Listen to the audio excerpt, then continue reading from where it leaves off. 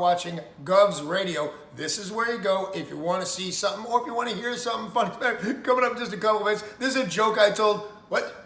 I'm not on Gov Radio? Call the police. Call my agent. America's turning 250, and it's time to rock out with our forefathers. American-made, battle-ready style for true patriots. Whether you're marching in the parade, grilling in the backyard, or raising a toast to liberty, do it in the gear that screams freedom. Celebrate 250 years of USA in style. Wear your American pride loud. Trendjackers.etsy.com. Call the police. Call my Grab agent. yours before the fire. America's turning 250.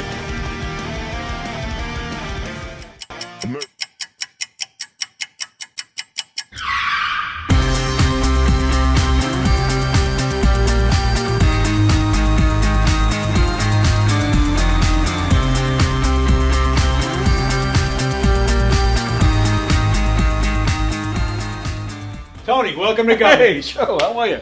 I gotta pat you down though, pal. Oh, yeah? Yeah. All right. Got anything on you? Anything I should know? I got nothing. Anything weird going on? What? Alright, you go in, Tony. Good. Thanks, Joe. I appreciate it. Thanks.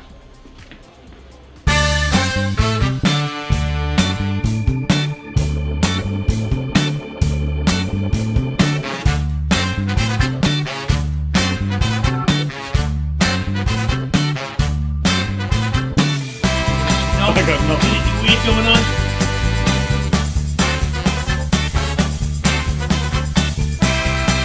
Hi, I'm Tom Kelly of The Tom Kelly Show. Yes, this is not the only time I've gotten on my knees in the back room of a comedy club.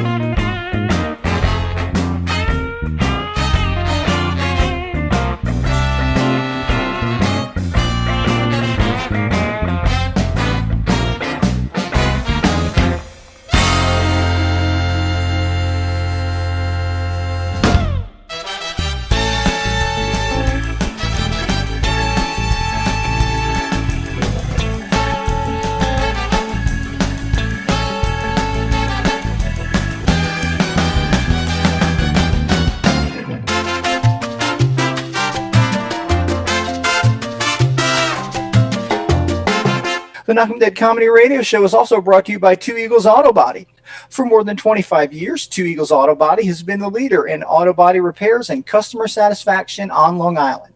Two Eagles Auto Body handles every type of auto repair from custom applications and restorations to repairs involving insurance claims. Give Two Eagles Auto Body a call and please ask for John Rossi at 516-328-2527. That's 516-328-2527.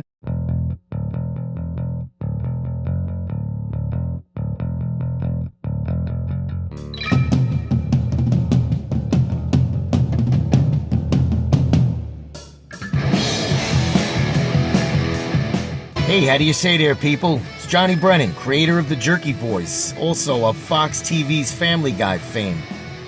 I just want to let you know you're listening to Tony on the Knock 'em Dead radio show. They're gonna keep knocking 'em dead, so keep listening, you wacky sons of bitch. Right there. Over and out there, sweet Charlie. Long time no see, man. Hey, man, I miss you guys, man, at Knock 'em Dead Comedy Radio. I just want to say thanks for making my millennium. Oh my gosh. Well, it's a love fest. Yeah, you heard that story. Yeah. So I guess should I tell it again? Oh, yeah, if you want. I mean, yeah. You know, you guys are into comedy. Does it really help when somebody gives the punchline?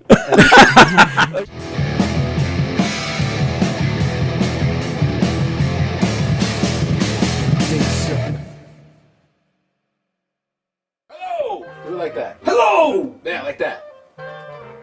Hello! Not like that. No, that was awful. The one you did when I wasn't. Hello! Okay, save it for when it's on. Sorry. God, I turn off the microphone, and you're like, gold. I turn the microphone on, and I get ah. Seriously, ready? Hello! That was an idiot. Damn it. Hello! That was it! Alright, this is the one. Hello! Hello! Hello! Hello! Hello! Hello! Hello! Hello! So, yeah, do it like, hey! Alright, you ready from hey? Hey! Now. Hello! Hey! Knock 'em dead.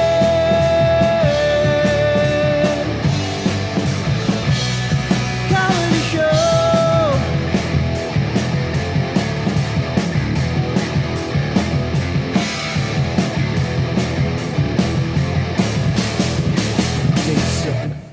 Hello! Do it like that. All right, before I do anything here, did you move that camera? Not intentionally. I'm going to... Me move it? Where's it go? All right, stop right there. Okay. All right, now, hang on. Let me fix it. Whoops. I got to do this. Yes, I know we're on, everybody. Just hang on. I thought it was falling, so maybe I inadvertently moved it by saving it. Don't mess with the magic. Yeah, I've gotten hollered at many times by touching that camera. Do it. I've killed for less. Hi, everybody. It is Wednesday. Welcome to the Knock 'em Dead Comedy Show here on Gov's Comedy Club Podcast, the Facebook page, YouTube channel. We appreciate wherever you're watching from. We ask that wherever you're watching from, you share the link and tell everybody you know about all the great shows here on Gov's Comedy Club Podcast. The Knock 'em Dead Comedy Show coming at you live from the legendary Governor's Comedy Club in Levittown, which will be back open in about 2 weeks. The Giggle Room is open, but the main club is not. And speaking of Long Island legends, I have two with me here today, ladies and gentlemen. Michael is here because it's Wednesday. And guess who's hanging out today? Derek Muterspaw, Mr. Pop and Twist is here as well. Look at him, look, growing his mullet. You hippie bastard. Look at you. Well, I keep growing it for reasons, and the reasons don't work out. So then I'm like, oh, okay, I'm going to cut it. And then the next reason shows up, and I'm like, I'll save a little while longer. And then All right, give us an example of a reason. What's the reason? Okay, so I told you back on my birthday. That's what I was saying for my birthday. Right. I started. It was a midlife crisis thing.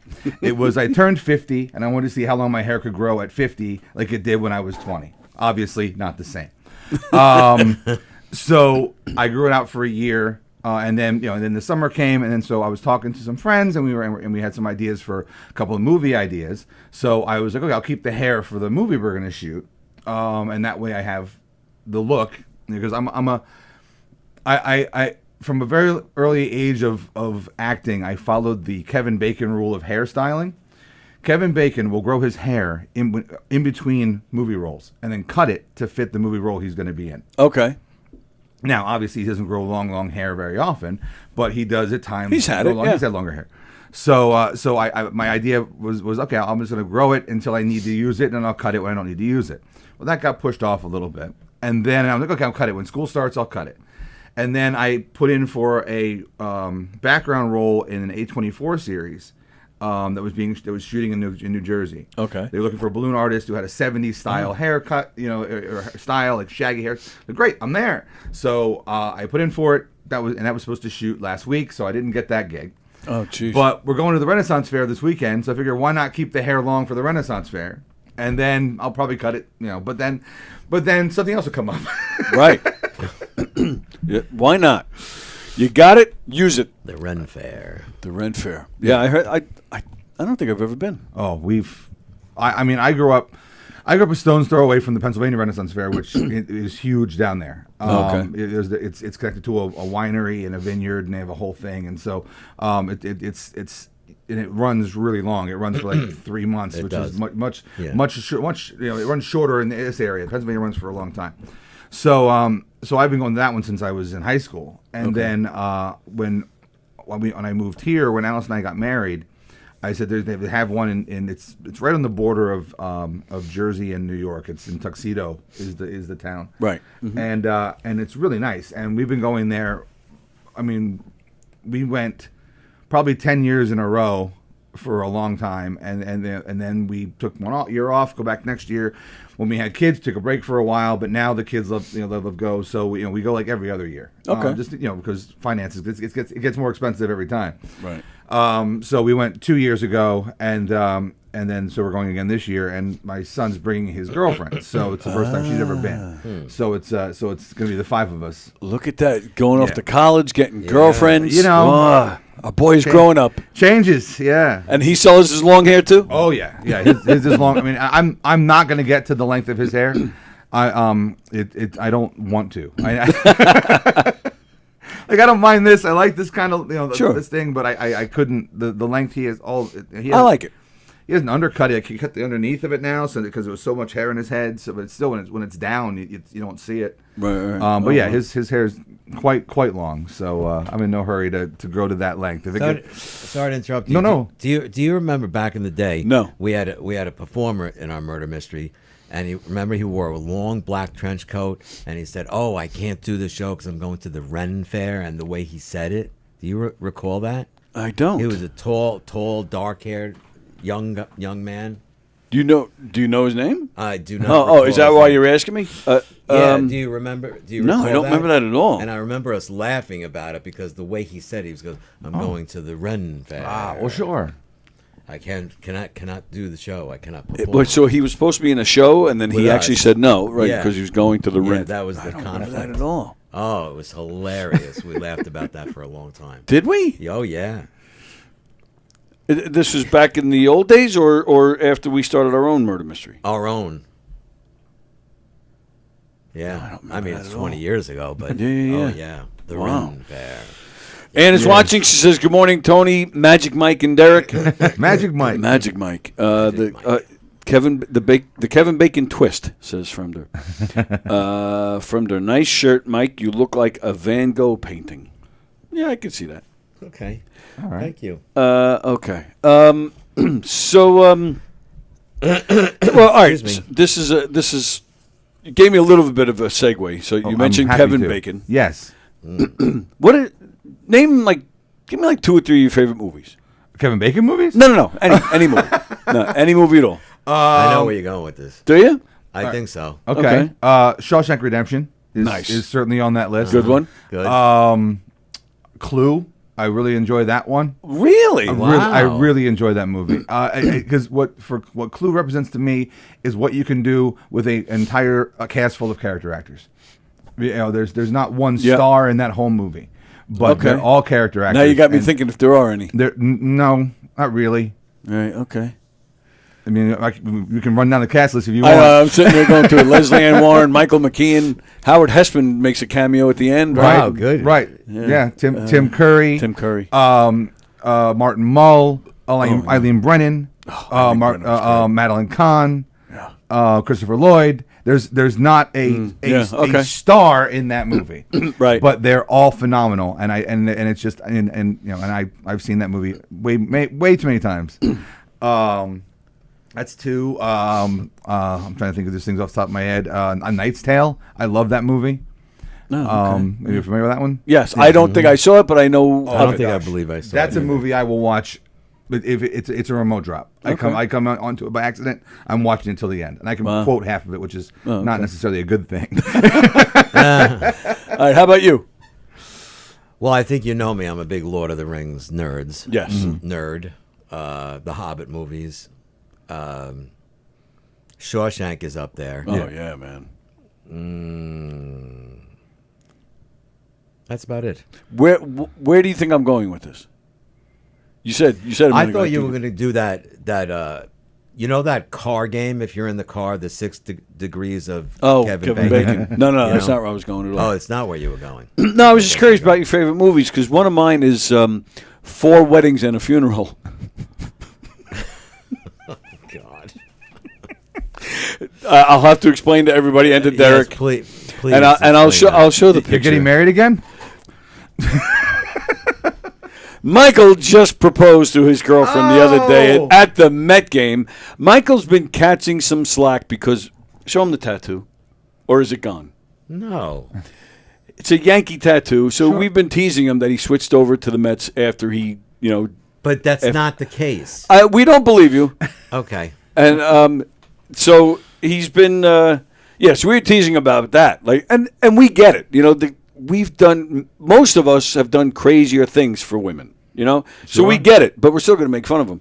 But not only did he switch teams, but now he took it to a Met game to propose. There's the picture there of Mike proposing. I'm now sharing. Now it's one thing to propose at a Met game. That's a nice picture. Yeah, that's a great picture. Yeah. But it's this next picture that I'm going to show that does have like the nauseating factor. And I'm waiting for it to pop up on the screen there. We're still looking at Mike. I'm just jealous Mike has a knee to bend down on. There it is. She said, yes, I got the rock. Come on now. Well, we didn't buy those jerseys. They were given. I sure hope so. Okay. And who gave them to you? Her daughter Ava. So you have to wear them. No, but I think they're awesome. In fact, that's my favorite Met jersey right now, besides Lindor, of course. And 25 because of the year? Yeah. Oh, all right. I didn't know if it had some other game meaning you. I'm assuming Did you you say put those gay on meaning? after. Yes, but what's that? I'm assuming you put those on after you ask, because otherwise Yes, you tip that's your correct. hand. The surprise No. was gone at that point. Either that or she's a big Charlie Brown fan. Right? Oh, yeah. I got a rock. Yeah. I mean, it's very optimistic on his side, so it's Yes, awesome. exactly. So now I'm showing a picture of her and Ava. Showing the ring off, and I think that's all the pictures I. Yeah, that's a brought. great Yeah. picture of mother and daughter. Yes, it is. Yeah. Did you? Ava was very instrumental in the whole process. Yes. How so? So give us the whole spiel of how this all went down. Well, just speaking about getting, married, for the 97th time, Ava and I actually had an idea of what I wanted in the ring, what kind of ring, but Ava helped in designing it. Oh, designing it. And Ava was in Korea, doing a study abroad program At the 4077th. It's very good. She actually went to the DMZ while she was there. Oh, yeah? Yeah, and I wish she was here to tell the story, because the DMZ, as you well know, is between North and South Korea. Mm-hmm. And it's been there since the Korean Oh, War. not the TV. That's TMZ. Oh, my Sorry. God. Wow. The 4077th, which was very funny, Tony. Not really.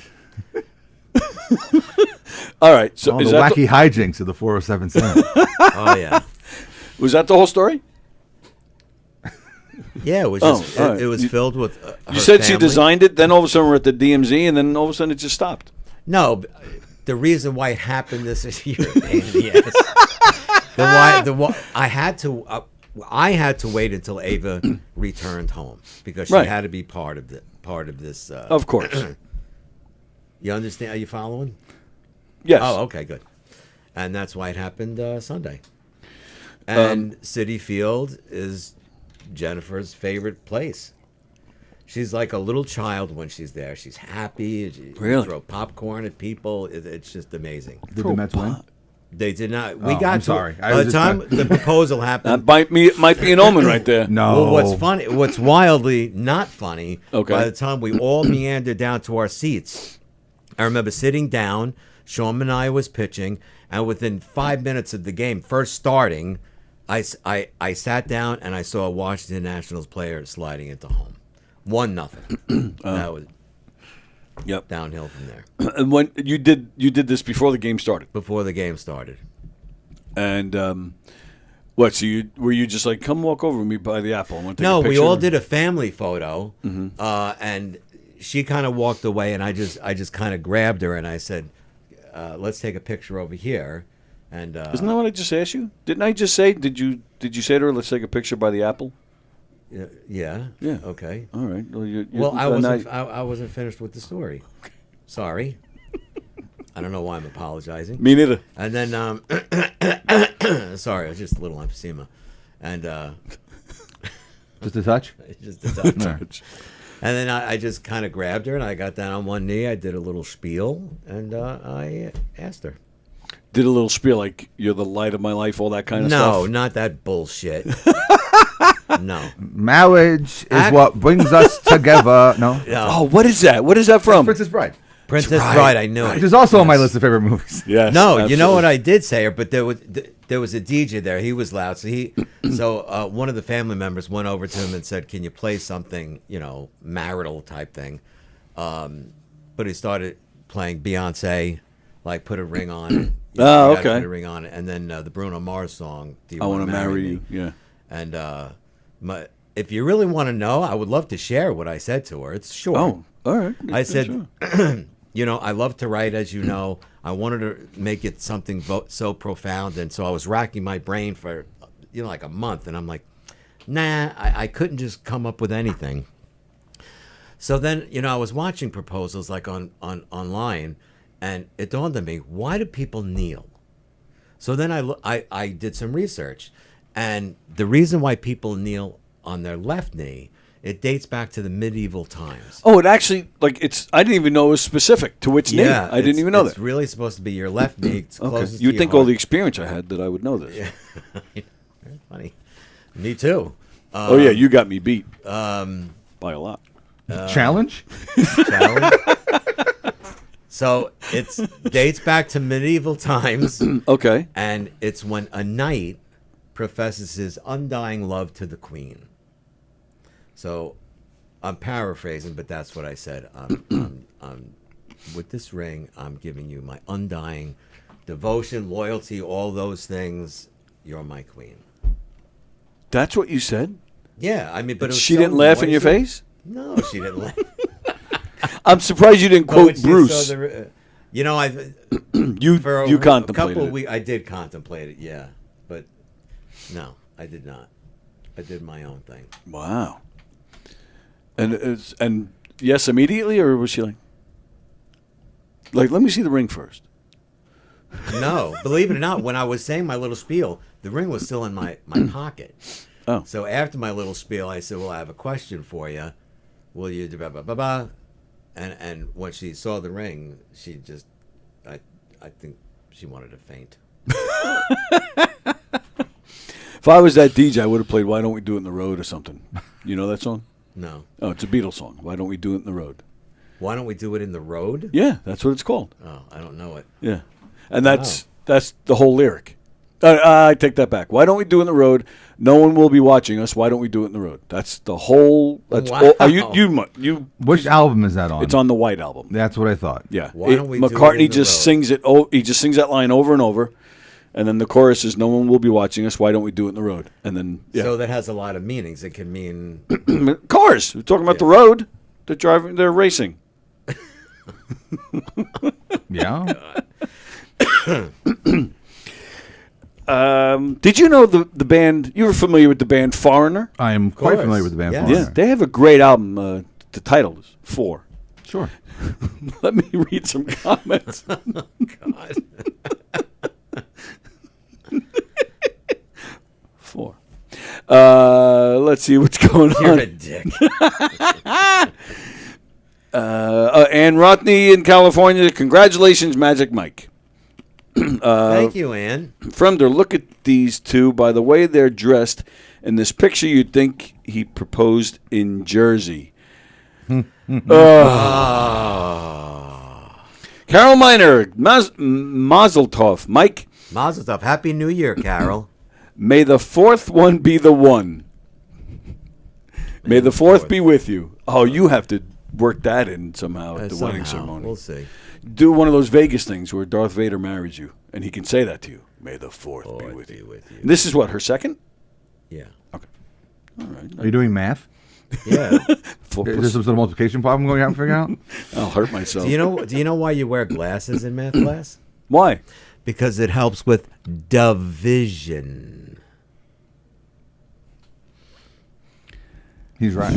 It just makes me sad. And addition. Makes me sad. All right. Well, let me bring something up that's actually kind of serious. I want to talk about. Uh-oh. All right. It's very serious. I want to talk about, and I've never told anybody this. It's a story about addiction. I was addicted to soap, but I'm clean now. You know, I read that joke a couple weeks ago. I think it's hilarious. It's so stupid. It's hilarious. I like the way you said. Derek's mad, but I like the way you said it it's up. fine. You set it up perfectly because if you just come out with that joke, it's like, what? Yeah, Not that funny. Right. You know, I'm sorry. I was sitting here trying to figure out what serious thing Tony was going to go into because I was like, yeah. There's a couple of paths he could take. I was 50-50. I was like, yeah. I'm like, all right, let's see where this goes. That was like, you know, I went to a convention about being a kleptomaniac. Yeah. But it was really sad. When I got there, all the seats were taken. Oh my goodness. Let's see. So, Friender, it's coming up on a year, I think. I have to go DMC to renew my vows. What? DMC? DMC to renew the my DeLorean vows. Motor Company? Back to the Future? Yeah, pretty good. I didn't get that one. Carol says, in all seriousness, love the romantic gesture and the pics. Happy for you. Very nice. You guys should have a rock and roll themed wedding where she dresses up like Springsteen. Scott, this is a nice engagement story. I can't wait to go to the wedding. How to propose if something every man has a knees to know. Oh, goodness. What Mike meant when he said, will you marry me, is can you wake up and look this, can you look, what? Can you wake up and look at this face every day? Sorry. I don't. Let's see. From there, in all honesty, I'm happy for you, Mike. Conflatulations? Well, hey. Wow. That's even better. Mickey's watching from Seattle. What kind of face is that, Mike? Are you passing a stone? I don't know. Did you make a face just now? I don't know. I don't know either. I've passed the stone. It's no fun. Yeah, well, I've been there too, man. I'm so old. I have a kidney-shaped pool in my backyard with a stone in it.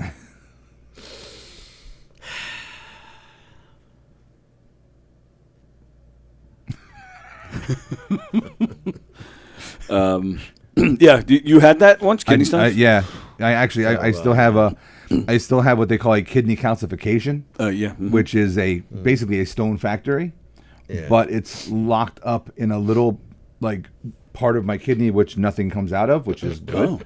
Oh yeah, my body sealed it off. But what I did pass one so that we knew it was there.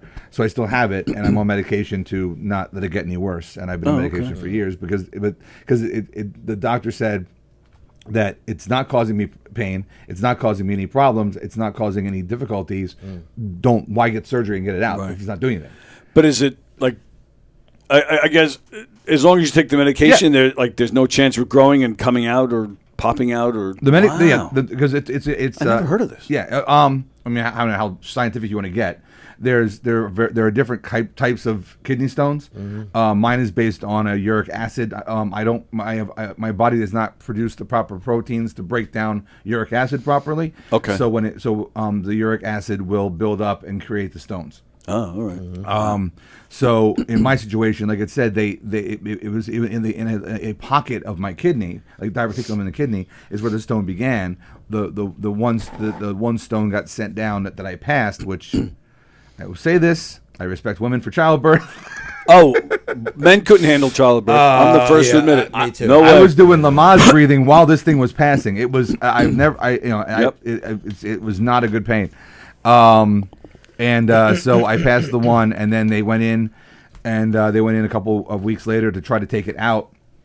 And the doctor said they took the camera in there, and there was a membrane that had grown over the kidney calcification. So he goes, so I'm not gonna break through the membrane to break up this kidney because the kidney stone, because it's putting extra trauma to your kidney that you don't need. Wow. So I have medication for the uric. I have one medication designed to dissolve the calcification over time, and so try to reabsorb it into my body. And I'm on a second medication that allows me to not get another kidney stone. Like it allows me to like. Yeah. It falls into like this weird gray area between like uric acid deficiency and gout. Like it's a weird kind of like in the middle thing. Okay. Because you take the same medication I take for gout, which I don't think I have gout. They've never told me I had gout. Right. But yeah. So I've been I've had it for years. It's there. Yeah, I've had kidney stones. Have you ever had a lithotripsy? Yeah. Yeah. That's fun. Yeah. I mean, yeah. You know what that is? No. They put you on this table, and there's like a ball over here, like a glass ball, and it's like getting a left hook to your kidney. Yeah. By like Mike Tyson, like 2,000 times in like a 10-minute time. Oh wow! And so it just vibrates the kidney and breaks up the stone. Break it up. So you can pass it. I'll tell you the worst. Yeah, the worst pain. I mean, even with all the leg stuff, worst pain I ever had was a kidney stone. Yeah. Oh my God. It's horrible. But then it was small too. Still talking about the stone. Yeah. It's less than 5 it was centimeters. You could pass it, but if it's bigger, you need the lithotripsy. I think they put me. They knocked me. Well, they gave me morphine, and I ended up falling asleep. I woke up. I think it was 3 hours later. Never felt an ounce of pain again. And they even said, of course, they want you to get it if you. Yeah. But they said it was probably so small that it just passed right through. Yeah. Because I never saw it, and I don't recall. Once they gave me the morphine, I don't even think I peed, but I must have peed after I woke up, obviously. But I never felt pain again. And the doctor, this was a Friday night, so by like 7 o'clock that night or something, I never felt pain anymore. But the doctor was gone for the weekend. They wouldn't discharge me without the doctor. I was in there. It was a Friday. I woke up at like 6:30 in the morning with the pain. By the time I got to the hospital, by the time they knocked me out, it was probably like maybe 5 or 6 in the afternoon, maybe, that I woke up and I was fine. But so from like 5 or 6 Friday evening until late afternoon Sunday, I was just hanging out in the hospital. I'm just sitting there. Yeah, I was like, I'm not in pain anymore. Send me home. Like, no, we got to see the doctor. Wow. Send another doctor. Send somebody. But yeah, it was very strange. So I just hung out, and I remember the nurses were like, yelling at me because I was, walking around, wising off, being stupid. Sure. But it was weird because there was right across the hall from me. There was a guy in there. I forget what the reason was, but he was going in the following morning for an amputation. Like, can you go talk to him? I'm like, oh, all right. So I ended up doing that. So, like, there's always, like, a reason for something, Like, I'm sitting there that whole weekend, like, get me out of here. My buddy Sal, he was bringing me Carvel. Lisa was bringing me McDonald's. We're just sitting there hanging out. And then, all right, then finally, like, all right, there was some use there. I got to talk to this poor bastard who was losing his leg. I'm just thinking about there's a movie. I believe it. Yeah, it's Stir Crazy, but it inspired. Stir Crazy. But go out this guy's amputation. He's like, okay, man, you don't understand. Make sure you don't get this doctor because when I came in here, I was trying to get an appendix out, and they did this. So I don't tell you. I wish I thought to say something like that. Oh, that's great. That's funny. But I'm sorry. No, go ahead. Speaking of it, it's tough getting older, isn't it? I was walking down the street the other guy, past the cemetery. 2 guys ran after me with shovels. And then another time, usually I'm getting so old when I pass a medical supply store, I go in and browse. Speaking of movies, one of my favorite movies is Lethal Weapon 4. Oh, come on. Lethal Weapon. Get it, 4. Oh, you're such a jerk. Right. Arguably better than Lethal Weapon 3. So exactly. Here, Robert Redford passed away. Yes, he did. So, what would be your number one Robert Redford movie? For me, it's easy. I mean, mine's easy too. To me, it's easy. Uh-huh. All right. Well, I think a lot of guys say The Natural. I'm not that guy. Okay. Which I do love, but there's a mistake at the end that just makes me nuts. We've talked about it. I heard you talk about that. A close second is Sneakers. Sneakers is awesome. Yeah, I love that movie. Do you ever see this movie? Mm-hmm. Yeah, him and Ben Kingsley. Yeah, who's a great actor. Ben Kingsley. Oh yeah, he can do no wrong. Dan Aykroyd, one of Dan Aykroyd's best performances, in my opinion. I think so. Who's the guy that died? Phoenix. River Phoenix. River Phoenix. Thank you. Yeah, he's in it. Yeah. What's the woman's name? Mary something. She's been around mostly on TV. O'Connell? O'Donnell? Yeah. Yeah. Something Mary like that. O'Donnell? Yeah, I think that's it. Was she the president's wife in Independence Day? Oh, good question. She might have been. All I right, forget. anyway. And David Strathairn played the blind guy. Right. Oh, the guy he was in A League of Their Own. He Yes. played the Yeah. commissioner. Yeah, Mhm. he's a good actor. Yeah. He's a great actor. Yeah. All right, so what's yours? Well, okay, so if it's just Robert Redford, it's Jeremiah Johnson. Oh. But what do you mean just Robert Redford? Okay, What do you mean? because Jeremiah Johnson's a Robert Redford movie. Right. My favorite movie Robert Redford is in is The Sting. So like where he's The not Sting. just where it's like a double Right, bill. Paul Newman, Robert Redford. I love this. It's my favorite movie Robert Redford's ever done. Right. But it's not what I would call a Robert Redford movie. It's Okay. it's an ensemble cast style movie. Yeah. But Jeremiah Johnson is a straight up Robert Redford movie. I've never seen anybody split up like their movies I'm weird. based on that. I'm weird. No, I'm not saying it's weird. No, I I'm don't just- think it's weird. I like the way you think, Well, actually. that's interesting. I'm a Yeah. believer in I'm a believer in character work. I'm a and again there's ensemble casts. And like for example, like I would say like Ocean's 11, either version of Ocean's 11 is an ensemble cast movie. Oh, absolutely. I wouldn't call Ocean's 11 a George Clooney movie. Right. But he's in it.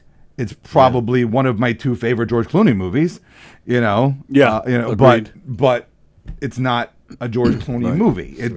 So what is Jeremiah Johnson? Jeremiah Johnson is a story of a Civil War he's an officer, and he gets tired of all the blood and the war and everything, and he decides to be a mountain man.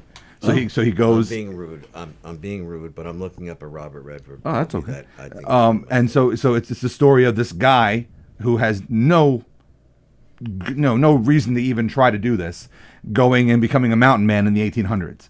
Oh wow! It's really entertaining. It's Okay. it's a little funny. It's a little dramatic. And when was this made? 70. So early in his career. I would say post Sting. Okay. Early, I mean, not early 70s, but certainly, but I'd say by the mid 70s. It was. I can't remember what year it came out. Yeah, I'm changing. I'm changing. Okay, That's where you not going my with? favorite movie. The Natural. You're going back to The Natural? No, The Natural is not my favorite Oh. one. What just came to my mind was, I don't know if you've ever heard of this. It's called The Horse Whisperer. Oh Yes. yeah, of course. Sure. Yeah, that With was a big him. movie. And Scarlett Johansson as a very young lady was in Yes. it. She loses her leg in a horse accident. Right. Accident. Yeah, that's what happened to me. And he teaches her how to ride again. Oh no, there's That was a really terrific movie. Yes. No, he's one of those guys that he never had a bad outing. Again, weird connections that weird distinctions that I make. I'm a firm believer that even the worst movie out there has redeeming qualities in it. Doesn't matter. It could be. Wow, that's interesting. It could That's be interesting, yeah. It could be one scene. It could be one actor. It could be a couple. Whatever. There's always something in even the worst movie that you can come out and go, this wasn't the worst thing ever. But I think Robert Redford was one of those guys that even in a movie that was not necessarily looked at as the greatest movie ever, he still did a good job. Like he was a phenomenal like actor, Indecent without a Proposal, for example. I would call Indecent Proposal the top 10 of his his film career, but he was good in it. He was good. But I'm a And the believer other in two that. were good in it. Yeah. I thought, yeah. But that's just for me as a performer, and as I like to find the positive whatever that might be. That's a nice attitude. But it's hard sometimes to find the positive in some of the. Obviously, he's never saw the streets. 1, 2, or 3, or 4, or 4.5. Let me read some comments. What do you mean? What do you mean? If you ever seen The Streets, it's the best movie you've ever seen in your whole life. I'd like to thank Eric Muterspaw for all of his support. That was a good impersonation. I know exactly who he's. Oh, yeah. Absolutely right. Oh my goodness. Let me read some comments and then we'll. Taught him everything I know. Oh, Passing a Stone, already read that one. Oh, Ann says, "Where's my Romeo?" Ah, Romeo, Romeo, where art thou? Ooh, that's right. Yeah, we have not heard from Romeo. Fremder, okay, from now on, I'm just going to write my comments backwards. Maybe that way they'll be read forwards. I read it. It took me a minute, but I got there. I'd like to write them backwards. I think that's a whole new way to go. I won't read it, but Scott suggests that I should be your best man. No, it's got to be his son. I'll throw the bachelor party. Do you still have bachelor parties when you get married 50 times? What do you have a favorite Led Zeppelin song? Do you like Zeppelin? Of course, I have a story. Growing up, I was not a Led Zeppelin fan, and I'll tell you why. Because in art class in high school, BAB was always on the radio. Sure. And Led Zeppelin was always played. Yep. And who always loved Led Zeppelin were the Potheads, and I was not part of that group. So I associated Potheads with Led Zeppelin. Mm-hmm. But as I got older, I really appreciated what a brilliant band they were. So that's my story. Well, one of my favorites. They have a song called "Four Sticks." Wow, he's not letting this go. You got four sticks. I'm guessing his favorite R&B act is the Four Tops. Oh, good one. Nice. Thanks for playing along.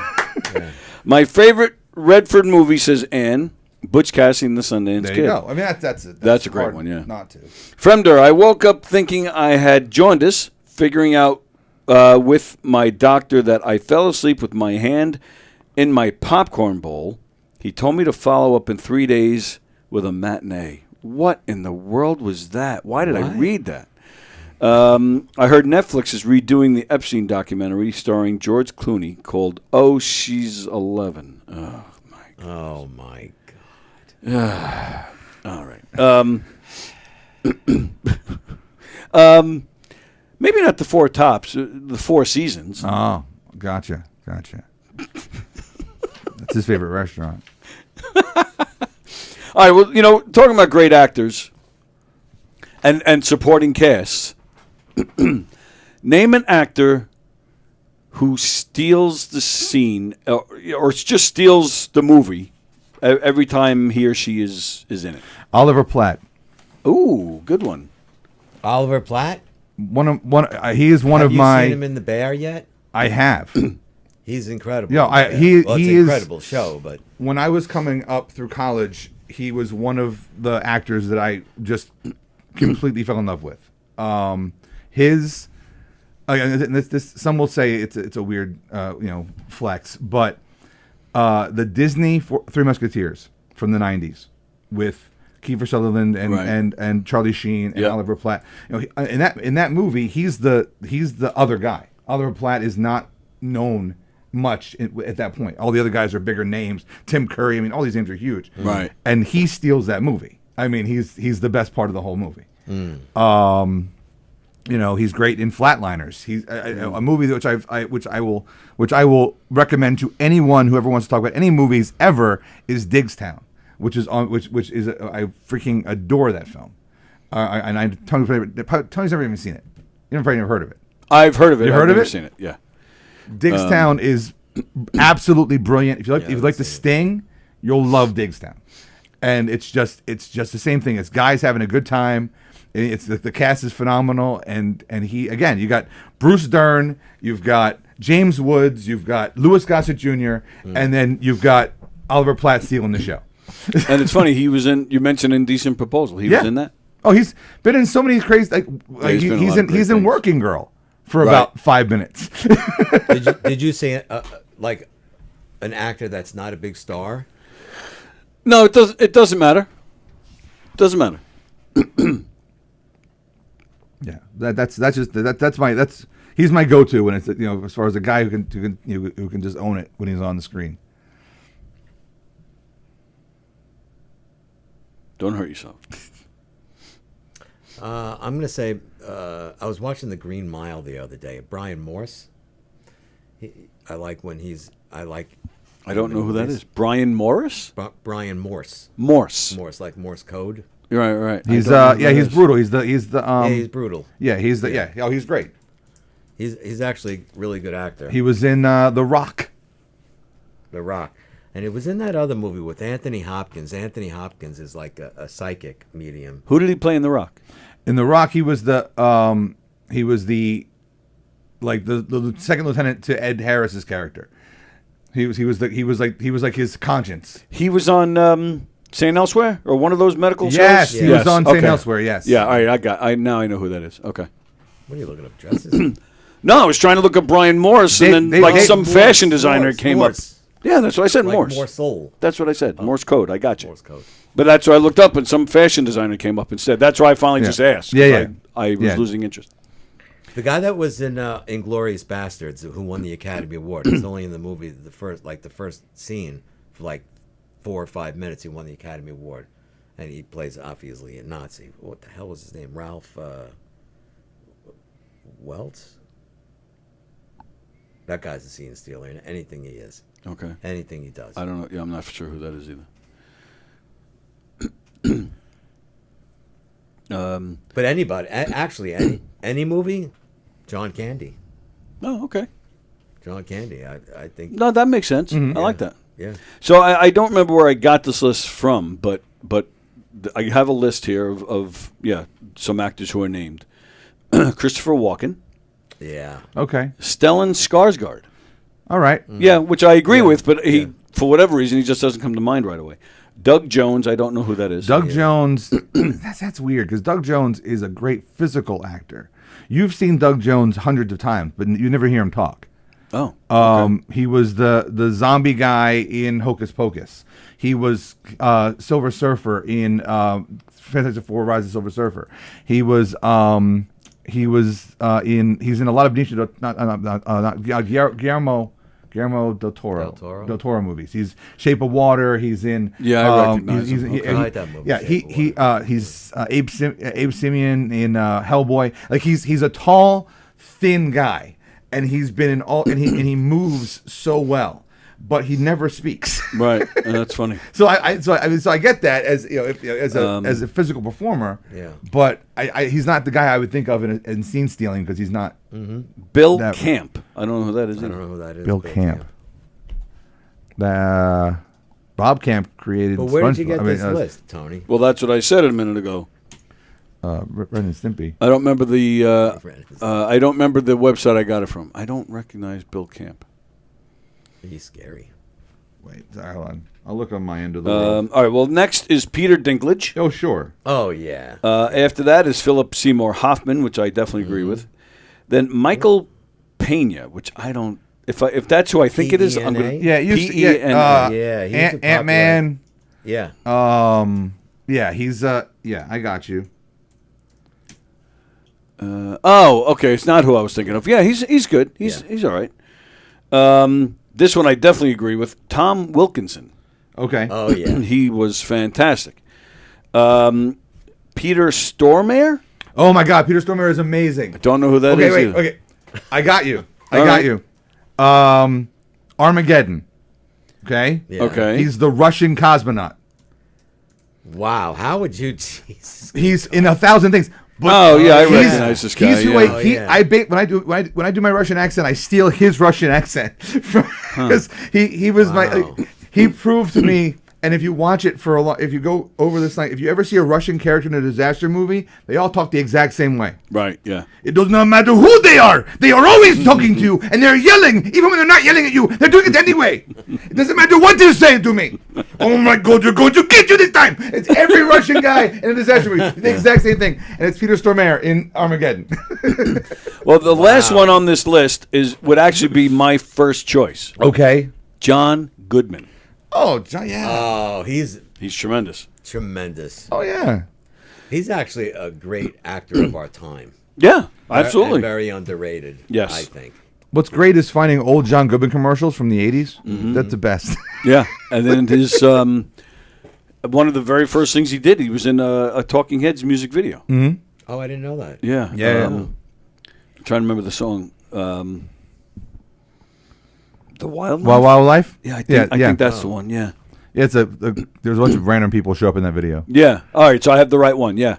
That's one of his first. Yeah. One of my favorite John Goodman stories is he was friends with Bruce Willis, and they were both up and coming actors in New York, right, in the '80s, and they would compete with who could get the most commercials. Oh, really? Or who could get a commercial first? Yeah. And John Goodman kept getting commercials first, and Bruce Willis kept getting mad.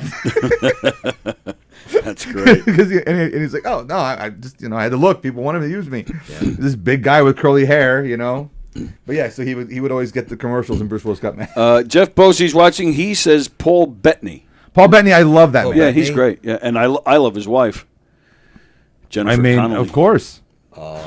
We're of the same era. That's it. She was in Labyrinth, so that makes her cool to me. Speaking of Labyrinth, remember that movie Pan's Labyrinth? Yes. I love that movie. Okay, so Doug Jones is the guy in Pan's Labyrinth with the eyes on his hands. Oh, really? That's Doug Jones. Wow. You don't need IMDb with me here, baby. That's how this works. The human IMDb. And we mentioned him earlier. You got to add Christopher Lloyd to that list. Yeah. I mean, come on. What do you mean? In Taxi, in the show Taxi. Okay, and Back to the Future. Yeah. And 8 Men Out. He's an 8 Man Out? I don't Yeah, remember. he's an 8 Man Out. He's one of the. I'm trying to remember that. I've not seen the movie a lot. Oh, okay. What's one that? Of the players? No, he's not a player. He's one of the bookies. Okay. Oh, he's one of the bookies. He's one. If I'm remembering the movie right, he's actually the guy that kind of comes up with the plan to get these guys to throw the World Series. Really? But he's like a low time bookie, and then the heavy hitters kind of get in on the whole thing. Yeah. And they kind of push him out. I he see. ends up with Angels in the nothing. Outfield. I love that Camp movie. Nowhere. Angels in the Outfield. He was great in that movie. One I love, Buckaroo Banzai. Nobody. I love it. He made that movie, man. Did you see that movie? Nobody. Movie? With don't think so. Bob Odenkirk. Yeah, Nobody was I love Nobody it. was. No, I did not see that. Nobody you was should one see of that those movies that you did not expect. Like they lead into that movie with Bob Odenkirk doing Bob Odenkirk, Right. and then they flip that switch, and you're like, wow. Yep. I did not. And then same thing. Christopher Lloyd in that movie is brilliant. Christopher, I mean, I guarantee you Lloyd read that script. Is like, oh, I can't wait to do Yeah. this. Like he just steals it. How old I haven't of a seen the movie second is it? one. What's It's that? only a couple years How old old. of- Yeah, maybe. 5 years. Oh, Yeah. no, and it's called Nobody? It's called Yeah. Nobody. Wow. Yeah, it's really And really they good. just this summer they put out a second one, The second one just came out. Yeah, which I haven't seen. I haven't I seen it love yet Bob either. Odenkirk. We're waiting. But, We're waiting to watch it. Probably on Christmas break. streaming. Yeah. It's so I can't speak for the second one, but the first one one's is so it's an good. action movie, blood So and guts good. and Oh, it violence. is. But Oh, yeah. it's like a stereotypical 80s or 90s like action movie. Like the plot is kind of light, Yeah. but it's cool. It's just it's a lot of and I love the woman who plays his wife, whose name escapes me. Hold on. I've only seen the movie once. I don't have that reference. Hold on. She got naked in The Devil's Advocate. She was. Oh yes, she was the counsel, the redhead. Yeah. Yeah. She was also in Wonder Woman. Yeah, I don't know her name. Oh, and she- isn't she- Deep Blue Sea. Is she in Deep Blue Sea as well? Isn't she married to one of the drummer from Metallica? I don't know. I don't know who. I don't. You know much more about who's married to musicians than I do. All right, hang on a second. All right, hang on. Hang on. Connie Nielsen. That's it. Oh, Connie Nielsen. Yeah, she plays the wife. Yeah, that's her. Yeah. What's the matter? No, I'm thinking of another Connie Nielsen who's an actress, who's a blonde actress. She could have been blonde. You sure that's not the same one? It's not. I don't think it's the same lady. Okay. The one that was in that show Friday Night Lights. That's her name, Connie Nielsen? Yeah, I'm pretty sure it's Connie Nielsen. SAG would have a problem with that. Yeah. Her. Yeah. Yeah. I'm going to say that's not her name. Connie Britton. Wow, I was way off. You're a dummy. Hey, you had the Connie right. I had Connie right. Wow. didn't take my ginseng this morning. Fremder says 4 tits. That's what he said. No, there's only 3 in Total Recall. Try again, though. Nice try. All right, what else we got going on here? So, how did you? So you got engaged on Sunday, and then yesterday, how did you celebrate your man's birthday? I didn't. I just listened to his music. He got engaged again. He got engaged to Bruce. It's Bruce Springsteen's birthday yesterday, and that's all you did was just put his music on. You didn't have a party. You didn't. How old is he? 70 what? 76. 76. 76. I hope to be in that shape when I'm 76. More power to him. Absolutely. Still doing 3-hour concerts. Yeah. It's unbelievable. It's crazy. Oh, you know what we should do? We should call the tattoo shop. Yes. I totally forgot about that. So we've been talking about his tattoo and how he is I would like to tell you the story. It's a long story. That's but okay. Yeah. But he's deflected and is now a Met fan. So we want to fix the tattoo. There's a comedian that hangs out at the club here named Rob White, who owns a tattoo parlor. Mm-hmm. So we called the tattoo parlor a few weeks ago to find out if Rob would change that tattoo and just put it into, but do it live on the. But would he do it live on the air? Oh, okay. So we called over there, and he wasn't there. And then why haven't we called since? I don't think know. I think you weren't here one week. There were a few different reasons. I think we had some guests in a couple times. Then my mother died. Whoops, I just screwed that up. Oh, right. Then your mother died. Wow, you've had quite a couple of weeks. Yeah. An emotional roller coaster. Yeah. All right, so let's see. We're going to call the Black Duck Tattoo Company in Selden, I believe is where they're. Selden? Yeah, Selden, yes. All right. All right, so let's see.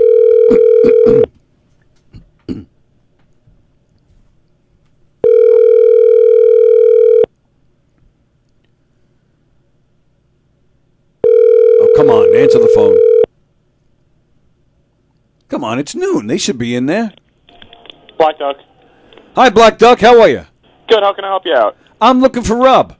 He's actually not in today. He won't be back in the shop until next week, unfortunately. He won't be back in the shop until next Friday on the 3rd. Wow. Are you the same guy I talked to a couple weeks ago when I called there and he was Yes, away then I too? am. Yeah. Is that just is Rob paying you extra to just make that your stock answer? No. He actually is away this weekend for, I believe, a comedy trip. A comedy trip? Is he? Yes. Is he trying to kill Tony again? I don't believe so. I'm not sure where he's headed off to this time, though. That son of a bitch bastard. All right. So next Friday. Yeah, he should be in on the 3rd. All right. Now, did you tell him last time that we called? Yes, yeah, he's definitely expecting a call. What was his reaction last time? Just confused at first, but then it made sense. He's confused. Story of my life. Yep. All right. Thanks, pal. I appreciate your time. Not a problem. See you, bud. All right. Rob White's avoiding us, that prick. He's doing his comedy thing. I don't believe it. He's sitting there, tell him not here. That's right. Tell him I'm not here. No matter what you do, tell him I'm not here. Well, congratulations to the Yankees. They're heading to the postseason. Yeah. They clinched, unlike our Mets. I don't. Well, as of right now, they're in. What do you mean? Because they won last night and Cincinnati lost. Oh, since he lost last night? Yeah. But they're in? Like they actually clinched? They didn't clinch. Right. If they're in the 3rd spot right They're now. a bubble team. Right. No, I guess. no. If the season ended right now, the Mets would have that last wild. Oh, they okay. would. Oh, Yes. okay. How many All games right. are left? 5, I think. I believe Yeah, so. today's Wednesday, Thursday, Friday, Saturday, Sunday. 5 games left. Okay. Wow. Yeah. Okay. Did you catch the Cleveland-Detroit game yesterday at all? No, Detroit has had an epic collapse. Yes. This year. And Cleveland's still in it. Caught 'em. Yeah. So they were playing last night. Bottom of the 6th inning. Cleveland was losing 2-1. So, and it was the bottom of the 6th. They had a man on 1st and 3rd and no outs. One of their sluggers, what's his name, Fry, David Fry comes up to bat, squares around a bunt, pitch comes in, gets him right in the I face. did see You that, did see yes. that? He's in the hospital, yeah. Yeah, that was bad, man. I felt bad. And then the poor Detroit pitcher, what was his name? Kumel or something? Skubal. Tarek Skubal. Skubal, which he's a very good pitcher. Yes, Really yes. good pitcher. And he was clearly upset. That was all this excitement because they're losing by 1 run. They have 2 men on base, no outs, and then that happens. This place was like rocking, and then it was as quiet gets. Yeah, that was tough.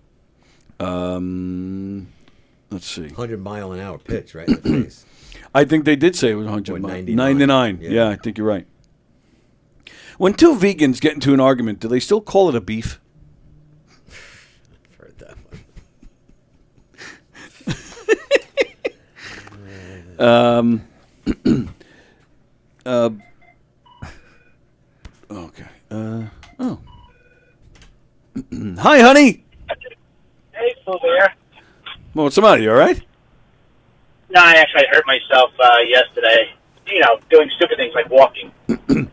Well, I can sympathize with that. What do you mean? What happened?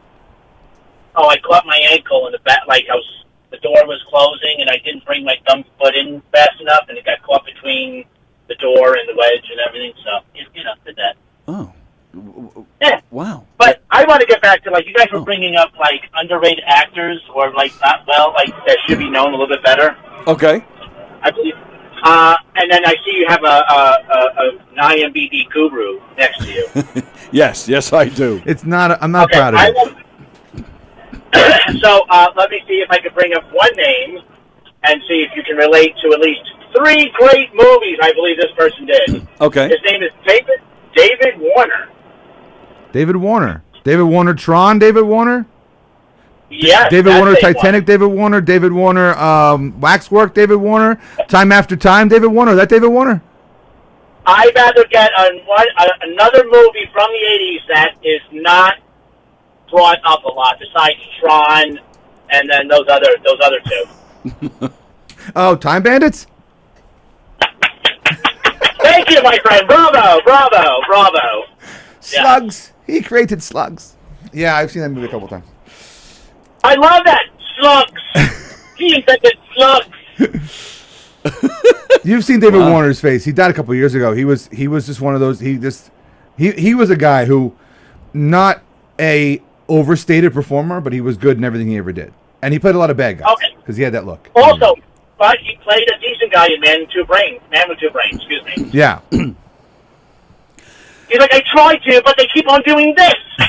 And the clapping thing, I don't know. I thought it was a hilarious movie with Steve Martin, but that was the only thing I had to bring up. It's something stupid, something that was nonsensical, but that's me. Well, here's your useless trivia of the day. Okay. Who put the money up so that Time Bandits can be made? Who financed? George Harrison. Yep, that is. Wow, look at you. Wow. Well, it's easy because most of the time, Tony, your references come back to the Beatles. The Beatles or Billy Joel. So I got a shot one way or the other. You had a 1 in 4 shot. 1 in 4 shot to get that right.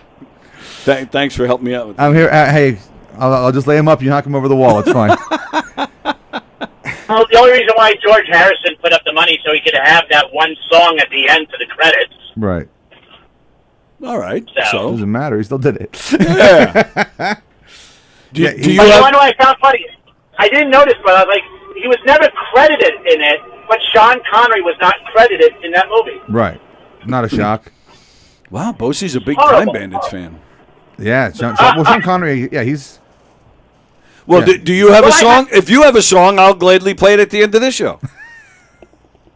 I haven't made one yet, but yes, I have a King for Midgets. Oh, that's why you love Keegan so much. No, a kink for midgets, not a kink for Keegan. Yeah. Get your mind out of the gutter. No, I heard you right, and I was basically calling Keegan a midget. Basically, is what I was doing. He's a fat midget. Oh my goodness. So, all right. So you're hurt. Are you home then, or are you working anyway? I'm working always. Always. All right, You can't tell, is that a drug or my balls? What the heck? What? Just be careful. I don't want you to be injured. Well, I definitely will have my ankle healed because I was happy to hear about your October 4th reinstated.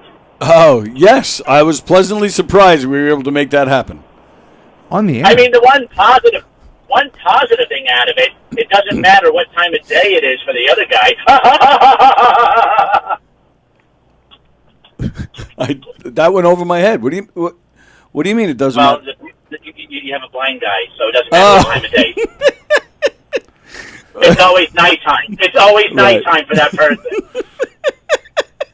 I should have gotten that. I should have gotten that. Come on, listen, I'm trying to blend in with the friender who's going to be on that. That's right. Yeah, he better be. Yeah. No, he's definitely going to be on it. I can feel his puns already. Yes. You can feel his tongue? Pun. Oh, his pun. Pun. Pun. It is bossy. I know that's why. Is it You something have to with have an being open bald and dirty?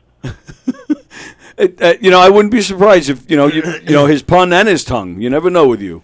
No. And his puns. But anyways, you guys have a great show. I got to go ahead and think about midgets. I love you. Bye. Bye, Jeff.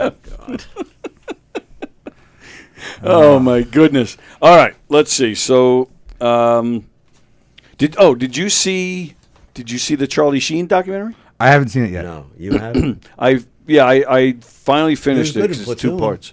Oh, he was great. He was a great actor in his day thought before so. he got. Yeah, strange. But the documentary is. I didn't like it. Okay. And not Oh, you because didn't like it. not because I. It was a fine documentary, but I didn't like it because of his stories. Mm-hmm. It was just weird to me that. I mean, it's first of all, the documentary is nothing but stories. It was one time I did this, and then this happened to me, and then I did that. Okay. So it's an evening with. It's not a documentary. Yeah, kind of. Okay. But he just didn't seem all that remorseful about a lot of it. It was all just matter of fact, or he was maybe he's just embarrassed because even at times he seemed to be laughing stuff off. I mean, I know I'd be embarrassed if I had, just 3 of his stories, but he had a ton of them, and they even talked to his drug dealer, who even the cartel out of Mexico reached out to one of his wives and said, you need to get him to stop taking drugs because he's taking, like he was taking more than anybody. Like even the cartel never saw somebody take as many drugs as he was taking. We don't have enough stock to keep him going here. Yeah. We got to pull this back. How is he still alive? I don't know. Oh, Yeah, bounced back a couple of times. True. So they talked to his, some of his ex-wives and some of his kids, and even himself, acknowledging that he, majorly screwed up and blew some major opportunities, and I don't know. It was just very sad, all the stuff that he's done. His father and Emilio Estevez, they refused to even take part in this thing. And that too. That's not a surprise, unfortunately. Not surprised, but at the same time, I'm thinking, well, because Martin Short was so involved in Martin Sheen, excuse me, trying to Martin Short would do anything. He's a whore for that stuff. He's like, we got to clean you up. Let me tell you, it was me and Charlie Sheen. Sheen was so instrumental trying to help his son that, like, I don't know, I almost didn't want to watch it once I saw that Martin Sheen wasn't even in it. But I don't know. I thought it was a sad documentary. But Just going back a little bit, did you watch the Paul Rubens documentary on HBO? I loved it. That was fantastic. That was fantastic. I thought he was a pretty talented guy. He was a talented guy, and I had no idea until I saw that. Yeah. Like I didn't know much of that stuff about him No. until you watched it. Yeah, that was great. Yeah, I watched that. I caught that one a couple weeks ago. All right, let's do that. Favorite documentaries? Give me 3. Oh boy. Burp. I watch weird documentaries, and I mean it's like I watch there's the one about the making of Galaxy Quest, which was very good. It's There's a documentary about the making of Galaxy Quest. Mm-hmm. Wow. Yeah. Okay. That's on Prime, I think. It's because what I'll do is I'll go on the documentary tab on one of those streaming services and just see what's going on. And a lot of them I don't care about. True crime things aren't my thing, So I'll watch documentaries about different stuff, pop culture stuff. I think about what I would call a favorite documentary. This is Spinal Tap. Would that be appropriate? Good question. Fuck it. Why not? Wow. Did you see the new one yet? Not yet. Neither have I. No, I'm interested. I mean, because I just have a feeling I'm going to be let down. Well, I think unfortunately, they're all. I mean, Hollywood's new fascination now is with nostalgia, and so they're we'll go back and we'll give you something from 40 years ago or whatever. I am hoping that because the guys involved in this are smart enough that they're going to give you a documentary that's like that kind of sends up the idea of the retro documentary. Right. So I'm is it going to be as good as the original? Maybe in 30 years or 40 years it might, but because when that movie first came out, no one ever saw it. It took the people to see it on video and watch it and watch it over again and get And again, that whole thing's not great. This is Spinal Tap has whole sections that are like, all right, I'm not sure what they're doing. Yeah. But then you have those gems. You have the when they're backstage with getting to the stage. You have you have talking about the all their drummers dying. Those this goes to 11. You have those moments that are iconic in that movie. But there are other sections of the movie that are like, okay, Any favorite documentaries? I'm not a big fan of documentaries. Unless I'd it's rather Bruce? read- Because he's got like, Bruce? what? Because Bruce has like 20 documentaries. Yeah, and I haven't watched many of them, but I'm looking forward to this Jeremy Allen White one. But that's not a documentary. It's not a documentary. It's sort of a biopic kind of thing. You know about it, Deliver Me From Nowhere. Right. The question was favorite documentaries. Do you have any? You said you're not a fan, so you don't. Not really, but I'm looking forward to the John Candy I Like Me one. that looks that looks good. That looks really Because good. he was one of my comic idols. Oh sure. And yeah. And you talk about comedy. This is a comedy show. Well, we try to be funny. Well, I try to be funny. You are. His humor was actually based out of humanity. Did you ever hear Steve Martin talk about John Candy? Well, no, just in the trailer for this documentary that's coming out. It's incredible. No. Other than that, no. Incredible, because the last scene in Planes, Trains, and Automobiles, when he says, I don't have a home, there was a big monologue there, and they cut it out of the movie. Did you know that? I did not know that. Yeah, it was a big monologue about, and Steve Martin was like looking at the book, and he goes, I remember watching him perform this monologue, and I'm just sobbing, and they cut it out of the movie. Oh wow! But he was just a kind person, and he made his kindness into humor, and I just love John Candy. I can't wait to see this thing. Yeah, I'm looking forward to that myself. Yeah. Is that monologue has that turned up on YouTube or anything? No, I'd love to see it's that. in the vaults of the movie studio.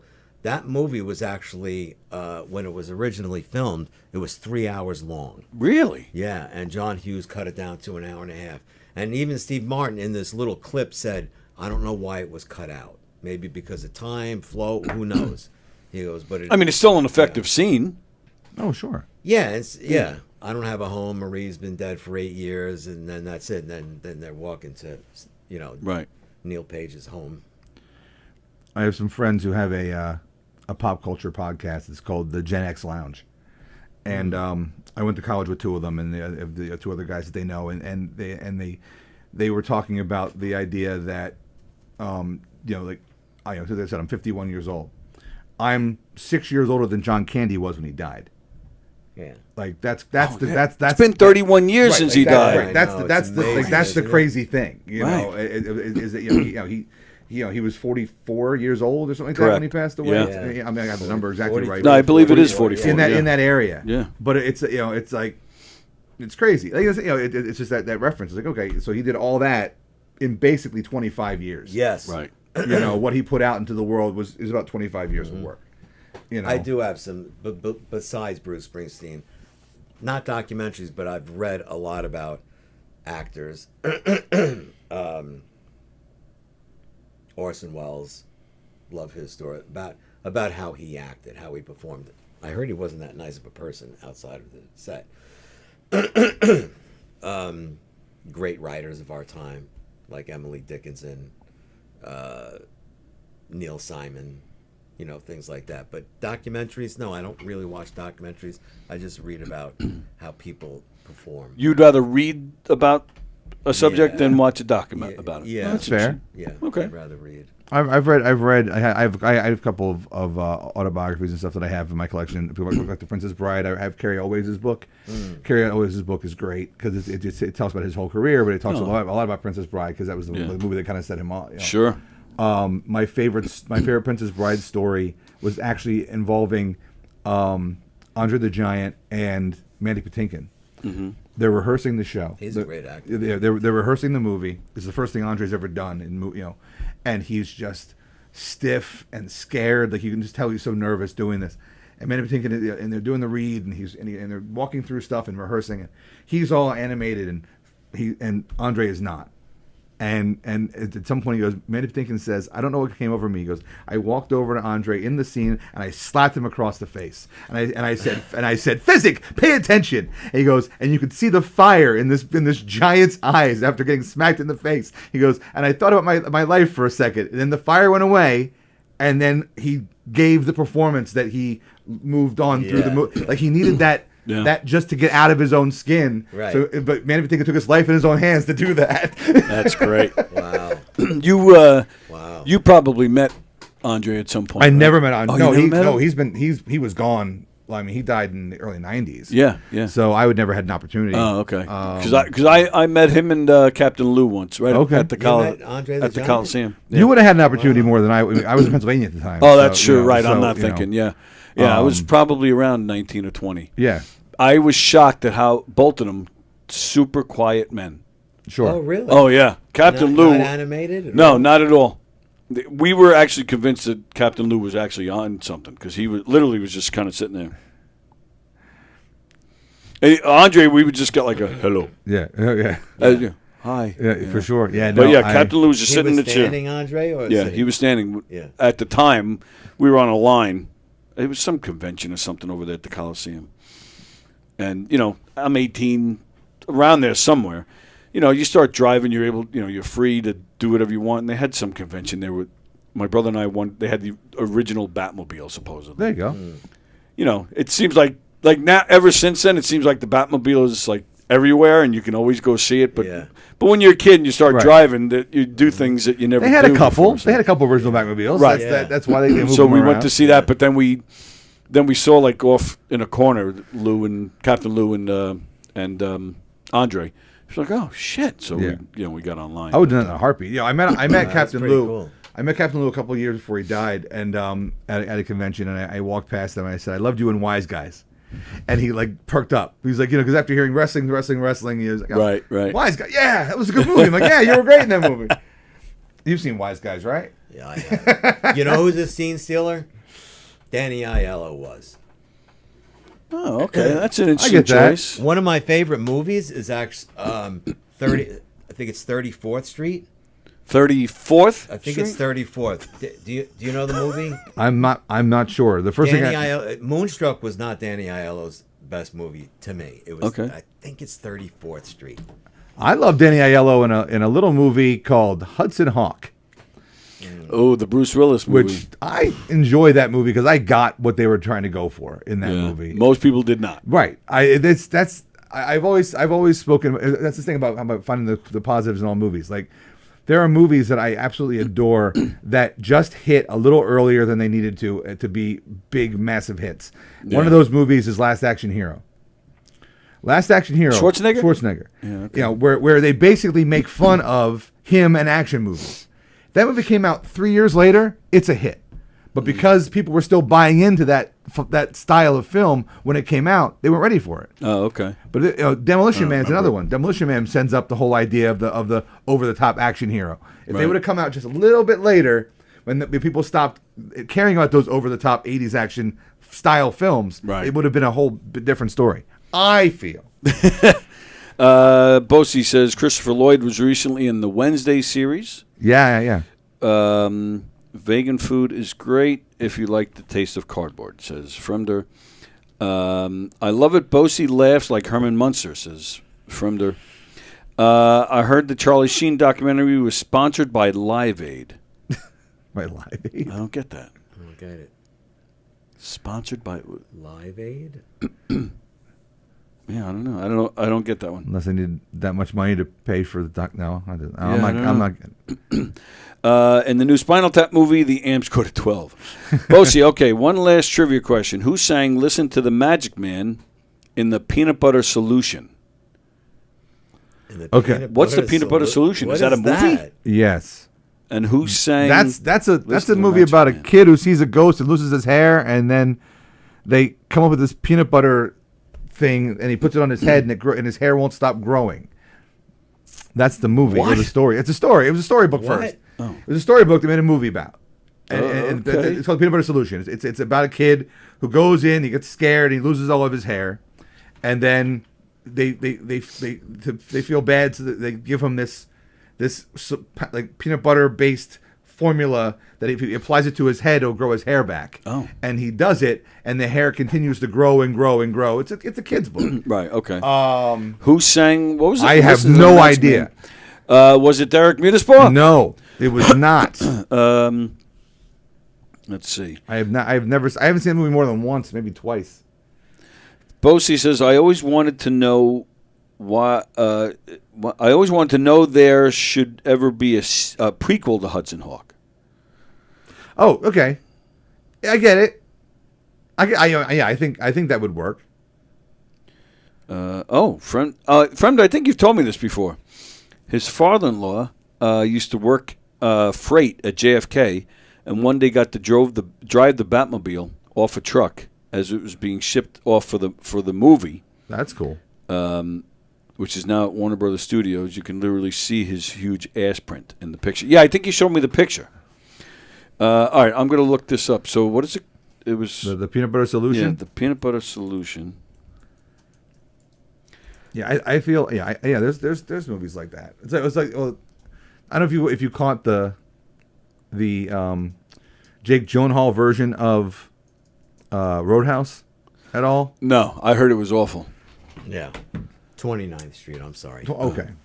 Sorry. No, that's like you found it. That's the Yes. But yeah, like so in that like I feel like that movie is almost a prequel to the movie that Patrick Swayze did. You know, because it matches for about a minute, and then it goes so many different places, and it goes off the rails. All right, I see it, Jeff. Celine Dion. Oh, would never have known. Never would have guessed that. Bosie already typed it. The answer is Celine Dion. All right. All right. We got a few minutes left. Let's see. All right. You guys are the perfect guys to talk about this. Speaking of documentaries, I'm very excited. There's a documentary being made about one of my favorite musicians of all time, Paul Schaefer. Oh. They're making a documentary about Paul Schaefer. Love that guy. Yeah, me too. I think he's incredible. Yeah. Back when Letterman was on NBC, they would actually make it would be in the guest contract. Like if it was a musician and they were going to sing, it had to be with Paul and the band. Mm-hmm. Like, and they backed everybody on that show, and they did it perfectly. Mm-hmm. Then you look at different albums that this guy has worked with some of the biggest blues Has players. he? I didn't know that. Oh yeah, he's worked with Neil Diamond. I mean, he's played with he was part of the original Blues Brothers band.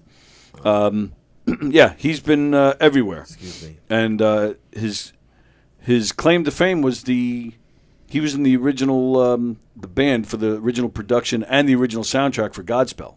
That's how Paul Schaefer really? broke out. Yeah. Wow. He's Canadian. They're all Correct. Canadian. That original Godspell production was insane. Yeah. Thunder Bay, Ontario. Got his 1972. He was the musical director of Godspell. The doc's going to be called "Say Hello to Our Good Friend Paul Schaefer," because that's what Letterman always used to say about him. So the documentary will recall the musician's rise with the original Saturday Night Live band. And he also, he was the piano player when Bill Murray would, sing all the show show tunes. Star Wars, nothing but Star Wars. He played with James Brown, Aretha Franklin, Sly and the Family Stone, Ray Charles, among others. So I'm really excited. I've tried to get Paul Schaefer in here. He's actually emailed me back, or somebody claiming to be him has emailed me, and that was a few years ago, and he said, "Thanks, but don't have the time." Which, I can't say I blame him. I mean, he might not have the time. True. So I'm excited about that. All right, let's do. So I think last week we did some conversation starters. All right, tell me. All right, so I'll start with you, then we'll move on to Derek. The most embarrassing public thing that's ever happened to you, and this show doesn't count. That's happened to me? Yeah. I don't know. I think I've always just carried myself with just style and grace that it's never happened upon me. Well, all right. Well, there you go. That's the top of his list saying that. That's the most embarrassing thing that has happened to me.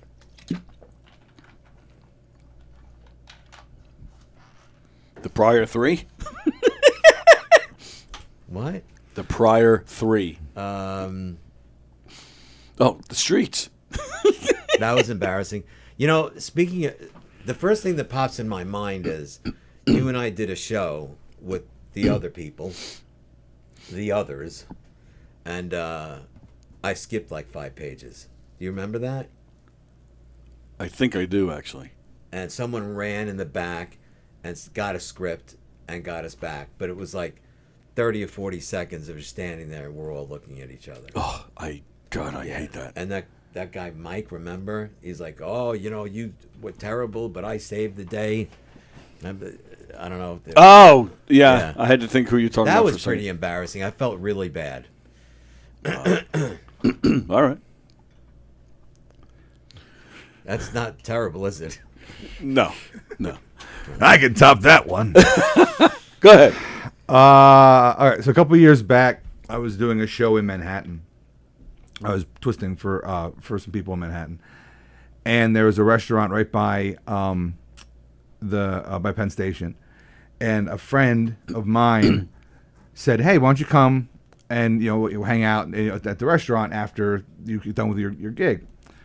So I had so I was dressed like I was working. So I had my Papa Twist shirt on, I had the whole thing, the belt and everything. So I walk into the restaurant, and the bartender starts eyeballing me, the other person starts eyeballing me like I'm trying to do something.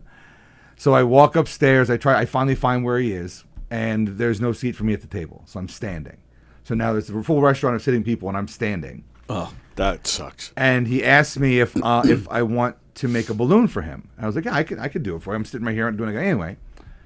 So I start making a balloon for my friend, but then no one knows that. And I didn't get approval beforehand to do so. I'm just shooting off one side of my thing. So the manager comes over while I'm in the middle of doing this, and literally he's like, "What are you doing?" I said, "I'm just twisting for my friend," and he's like, "No, you got to go." I'm like, "Okay," and he's like, "No, you got to go right now." I'm like, "Okay, I can put him down, like I can put it away, it's no big deal." And he's like, "No, you're gonna have to leave right now." So what was this issue? The noise it was making? I think he thought I was trying to do balloons in his restaurant without permission. Oh, like solicit people or something? Oh, okay. I wasn't allowed to explain that to him. I was being put. So he literally stood between me and my friend and the door. Like, "You're going this way. You're going," and literally kicked me out. Oh. Wow. Second, it's a staircase. So not pushes, but escorts me down the stairs in this restaurant and sends me out the door. Wow. Not a good day. Yeah. Wow. Now again, I can look at that from his perspective. I understand it, but I think there's different ways to handle it than he handled it. Right. My buddy actually said to the waitress, we know him, like he was doing this for us. Like, it wasn't, but it didn't matter at that point. Like, that happens. You just feel this big. You know? Sure. And that was it. So I walked out, and the half balloon I was working for the kid, I threw it in the garbage can. I was like, "This is whatever." Wow. Yeah, it was not it was. I would rank that in my top 5 of least favorite moments in my life. Sure. Wow. Can I backtrack real quick? Sure. I remember getting a ticket. My first girlfriend. We were in high school, and we were parked at East Islip Marina. Necking, right? necking, and public safety bangs on the glass. And thank God we were dressed. And I get a ticket. After dark. So I throw the ticket out. Well, a month later, cops are at my door, at my home, to arrest me because I didn't pay the ticket. What? So I had to go down to Fifth Avenue, the third, whatever precinct on Fifth Avenue, and pay a ticket or get arrested. That's weird. And it's weird, and it was embarrassing. And it was embarrassing when I applied to get my gun permit. Right? I've never been arrested in my life. Well, they called me up. They called me down to the sheriff's department in Yaphank.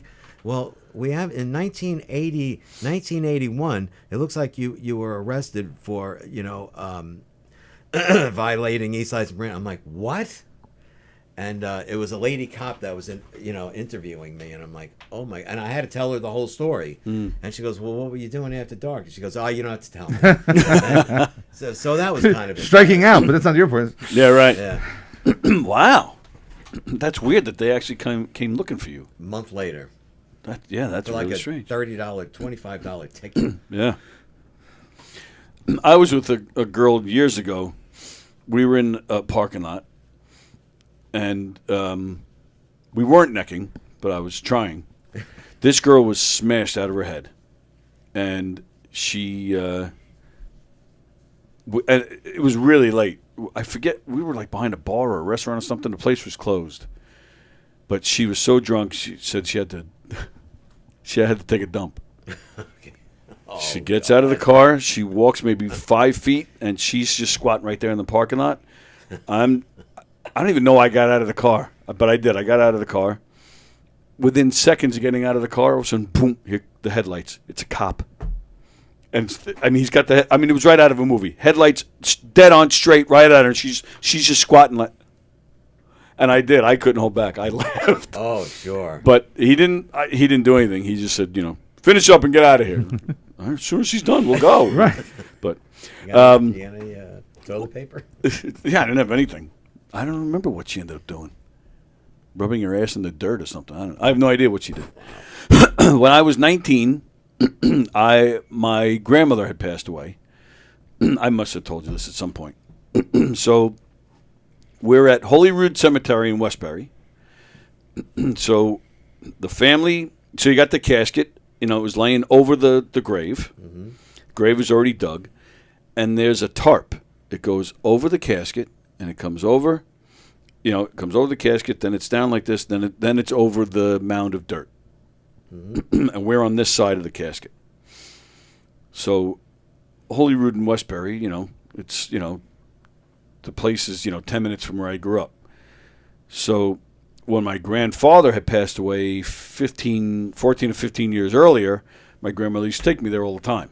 So I knew the headstone, from memory. So a cousin of mine who I don't think had ever been there, said to me, he goes, I want to see our grandfather's name. And I said, oh, well, if you come around the other side, you see it on that side, the corner of that side. So I lead him, and we're walking. And like I said, the tarp goes over the casket, and then there's flat, and then it goes for maybe like 2 or 3 feet, and then it's the mound of dirt. Yeah. So I assumed between the dirt and the casket, this 3 feet, I assumed there was ground. It was, oh, no. I'm leading my cousin. I never told you this? No. I'm leading my cousin. I step on the tarp. Down I go. It happened like in a almost like to the point where... You didn't die. Well, all right, I'll tell you the kicker. So, yeah, it really literally felt like Star Trek. You're like transported to the planet down below. Like literally, like I don't even remember like falling. I just stepping on the tarp. Boom. Where the hell am I? Like it was very strange. But I landed on plywood, and I landed flat on my feet because I had 2 feet at the time. Yeah. I landed flat on my feet, but I landed so hard on the plywood that everything flew out of my pockets. Oh my gosh. So I can hear my mother. She's freaking out. And the ground level is right here. So I stick my hand out. I go, I'm fine. I said, I just have to find my stuff. And now I have to, I bend over. I get my wallet. I couldn't find my keys for a minute. So that held me up. It was buried, like some dirt had gotten on it. So I couldn't find them at first. I eventually found my keys. I put my hand up, and another cousin grabs my hand, pulls me up, and I'm like, phew, you know. But the funeral director, I mean, as soon as I'm barely touching ground, she's running to me. Are you okay, sir? You know, she's thinking, you know, lawsuits. Oh, yeah. I said, I'm totally fine. But she had said to me, which I didn't know, apparently they don't I just, at the time, thought they put a casket underground and that's it. Yeah. It's a frame. There's a big metal frame that it sits in. Yeah. Right. So my grandfather was there, then the plywood, then my grandmother was going on top. Okay. So once I got talking to the funeral director and they realized I was fine and we're moving forward, she did say to me, she goes, yeah, if your grandfather wasn't there, she goes, you would have been down 18 feet. Wow. Yeah. And that's, I was like, whoa. Yeah. That kind of freaked me out a little bit. But yeah. And then we were, the limo, you know, the hearse drivers, the limo drivers, they thought we were nuts because we're all going back to the cars laughing our asses off. Oh, yeah. Laughing our asses off. I'm driving back to the house. I'm passing the hearse and the limo, and as I'm passing them, I'm going like this. Like they really did. They thought we were nuts because we were all of us just laughing hysterically on you know, after the funeral was over. So your grandfather saved you. Is what you're My saying. grandmother Wow. tried to take me with her, and Right. my grandfather saved me. He's like, Yep. nope, not happening. That's right. I don't want him here. But assuming we were going to the same place. Yeah, that was that. All right. Only you, pal. We promoting anything? I should have asked you that earlier. No, Sorry. no. I mean, I've got. I don't have a big event until November. I'm doing the big event in November, which is the wrestling a show that I've been doing the last 2 years. But I will put this out to your anyone, you or your listeners, whatever. I'm looking for a weekly restaurant gig. I want to go bring back balloons into like a family night at a restaurant. Okay. So if you hear of anything, can just see what there you go. happens. See what happens. Why not? Wow. I'll get permission. That's not a bad idea. Yeah, if they tell you to leave, you leave. Otherwise, it's wild. I don't like being told to leave. Remember? That's right. This time we get on video, so it goes viral. But yeah, no. You can follow my my socials. I'll let you know to see where I'm going to be next. I have private gigs pretty much all throughout October. Very nice. I'm doing a wedding in October actually. Oh wow, nice. That's a great idea. Actually. Yeah, so keeps the kids occupied. Yeah, so that'll be fun. So yeah, so all private gigs in October. A little bit of conventions up in November, and then probably nothing big until after the new year. Okay, con wise.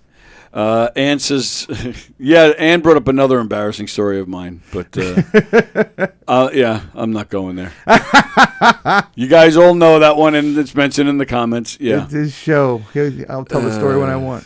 The peanut butter solution is really about why my dogs ran away after Tony watched them for 3 months.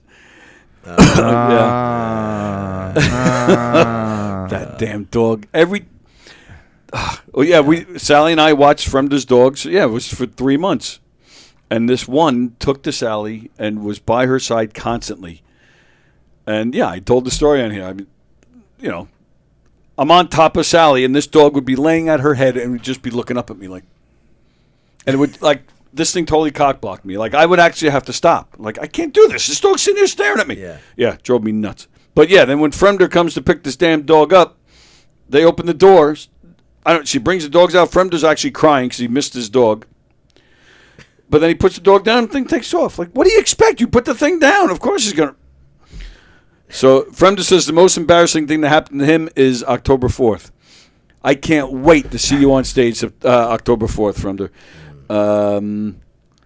Bosie, you should have said, by the way, Grandpa says hello. I should have done that. Maybe that was God's way of trying to see if you'll fit in the ground when the time is right. Yeah, October 4th, baby. Right here in the Giga Room. You guys saw it yesterday. We announced the cancellation. Live on the air, we contacted governors, asked them if we can do a late show because they booked something else for that night, and they said, yes, do a late show. So we announced the show was canceled, and then an hour later we announced the show was back on. Danny Keene making a great he's a great Long Island musician. He's making his Long Island stand-up comedy debut. Andrew Fremder making his stand-up comedy debut. Ali Cam performing stand-up for the first time in like 5 or 6 years. Greg and Rob, they're a great team. They're twin brothers. They do a great duo act. They're out of Staten Island. They're fantastic. Alec Quinn and Joe Pacino, they're from D.C. They're going to be featuring, for our headliner, Mike Pacetti.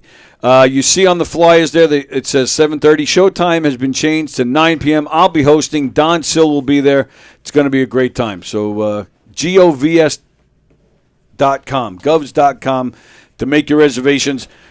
Please, they canceled us. So please, let's sell tickets so that we don't cancel again. Some of the other comedians you'll see on the governor's stage this weekend. The Giggle Room here in Levittown. The Brokerage in Belmore or McGuire's down in Bohemia. The main club will be open again in 2 weeks. Luis Gomez, Andrew Kennedy, Mats Palazza, Benny Rizzuti's 70th birthday bash with Joe Curry and Mezzi Sarah. Again, govs.com. KnockEmDeadComedy.com. We got some stuff in the fall, so go to KnockEmDeadComedy.com. And, of course, Gov's Comedy Club podcast. We got Circling the Drain tonight at 7. Coffee with the Dog back on tomorrow morning at 9. And then me and Frank will be here tomorrow at 11. Our special guest is Darren DeVivo. Darren DeVivo is a DJ. He was at WFUV, I think, for like 35, 40 years. He was there for a long time. He's been around quite a bit. He's known in the like he's a big Beatle guy. He has Beatles podcasts and stuff. Well, just a few weeks ago, WFUV let him go with no notice. So this is just a week or two ago. So we're going to talk to him about that. We'll talk some Beatles because Thursdays is our Music Thursdays. Yeah. So that'll be tomorrow. Me, Frank, and Darren DeVivo. And then, of course, Peter Schwartz tomorrow at 1. And Nick Greystone tomorrow night at 8. So there you go. Mike left. I don't know where he went, but screw him. He was on his phone half the time anyway, so it's not like he was even paying attention. So thank you, pal. Good to see you as always. Good to see you, Tony. Keep growing that hair. Nah, we'll see. We'll see. All right, and good luck going back to work. Thanks. I'll need it. We'll see you soon, pal. All right, everybody enjoy the rest of your day, and we'll see you tomorrow. See ya.